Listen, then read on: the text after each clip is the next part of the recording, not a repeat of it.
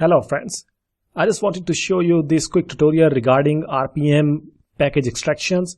And what happens many times that you do not want to install complete RPM packages, like we have seen that yum install and the package name and the package gets installed in the default directories. Sometimes what happens is that we just want to see the contents of the package, or maybe we want to extract one or two files, or maybe just a couple of files from that package.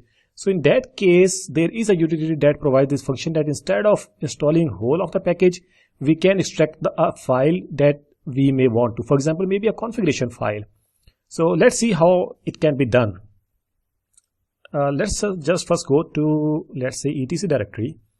And since etc directory contains most of the configuration files, so let's have a look at that. If I bring it up, let's say,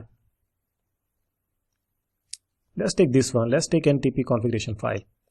So let's say that I was fiddling around with this file and I kind of messed it up.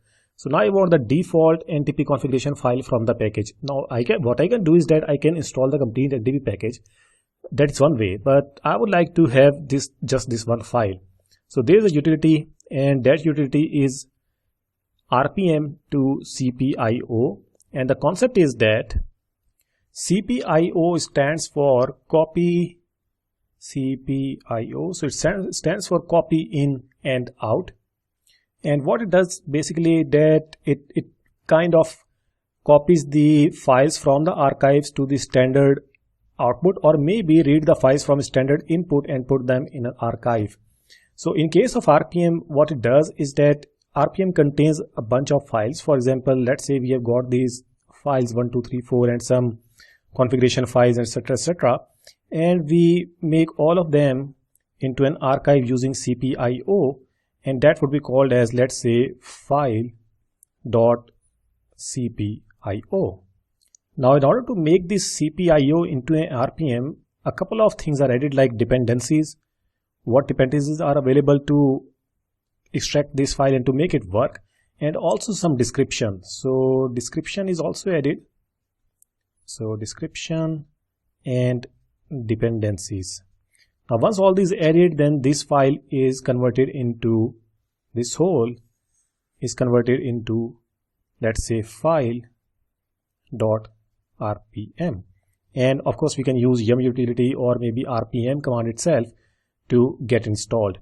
But if we want to extract a couple of files or maybe one file, then we can use the reverse of this process. We can first remove this RPM and take out this archive CPIO file, and from CPIO file we can extract one file that is of our interest. So let's see how we can do that on command line. So I'm here and I wanted to see that what package is having this ntp.conf file. So I type in yum and then afterwards provides, and the path of the file, which is ntp.conf.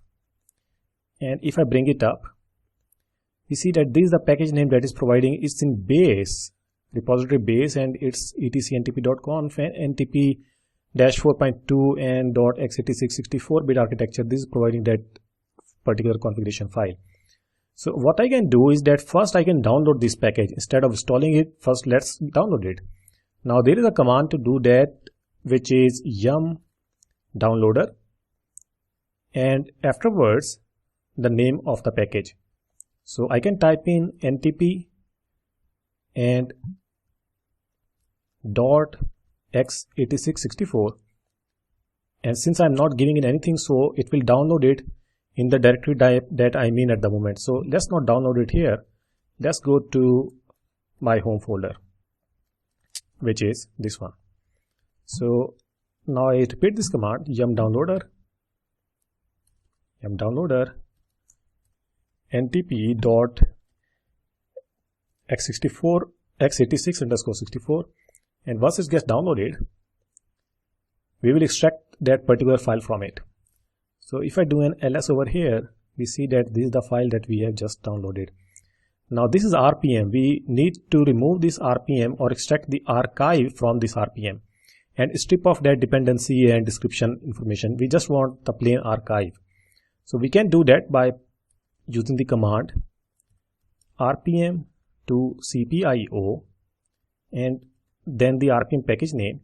Now if I press enter over here, since this produces output on the standard output and we cannot make anything out of it, so let's just clear it.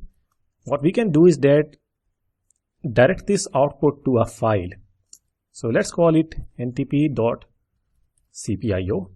Now the instruction that we have just seen, which was on standard output, now that will be saved into this file. I press enter and do an ls, and indeed now we have this file ntp.cpio. Now this is an archive. Let's see the contents of this archive. We do not want to extract all of this file. We just want to see that what is in there. So the command would be cpio -t, and now the way to use cpio command is not like I can just put in ntp.cpio. It does not work that way. We have to mark it like this. Take the input from ntp.cpio file. Now once I do that, we see the listing of the directories and the files that are in there, and I am particularly interested in this file. So let's copy this and let's extract on this file. If I do ls, we see that these are the things that were earlier. Now to extract that particular file, I type in cpio -i. This is the extraction switch. D is to preserve the directory structure and also where you are downloading it, and if you want to use verbose so that output is shown. Afterwards, the specific path and the name of the file, which is this one, and again take input from where? From this ntp.cpio file.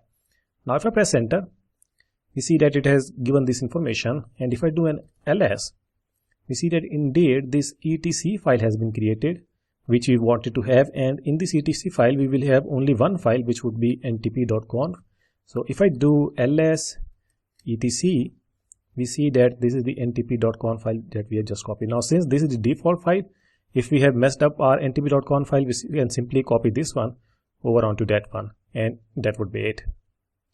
So pretty handy utility that you can use on RPM based enterprise Linux, where you can extract simple files, 1 file, 2 file configuration files, or maybe even binaries if that have been lost or that have become corrupted. So that's all there is to it as far as the functionality of RPM to CPI is concerned. I hope you have learned from this video, and I'd like to thank you for viewing.